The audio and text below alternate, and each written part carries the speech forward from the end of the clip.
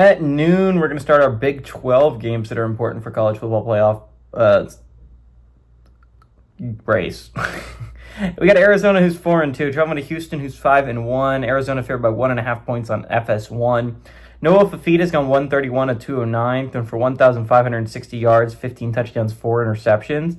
Ishmael Mahdi's had 71 carries for 403 yards and a touchdown. And Javon Watley has had 25 catches for 328 yards and 3 touchdowns. Connor Wegman for the Cougs has gone 91 and 148, thrown for 1,216 yards, 8 touchdowns, 2 interceptions.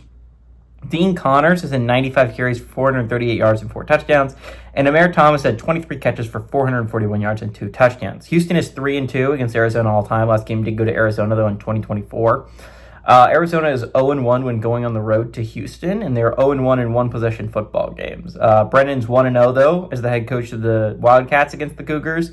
And Willie Fritz is obviously 0-1 as the head coach of the Cougars against the Wildcats. Okay, so a very important game when you're talking about both teams, because I just don't know what to think of Houston yet. Yes, they are 5-1, but their 5 wins are not against good football teams. They haven't beaten anyone, really, of any caliber that's good. Their best win is arguably Kansas State. I mean, that's probably the best win on their resume as of right now, and that's not a great best win, right? Yes, they have a loss, but the loss is to the best team in the Big 12 in Texas Tech. Most teams lose to Texas Tech. So again, we haven't seen Houston against a decent squad yet. This is our opportunity, right? They got an Arizona team that's coming to town that's actually pretty solid. Yes, they are out 4-2.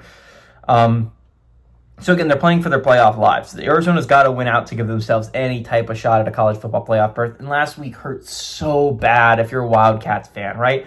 You had BYU at home. You had a ranked, undefeated BYU team, and you let the game slip away. You had a 10-point lead in the fourth. You let that slip away, and then BYU ended up winning in overtime. So it just hurts, man. If you're a Wildcats fan, it has to really, really hurt, because that was a game that was very, very winnable that they found a way to lose.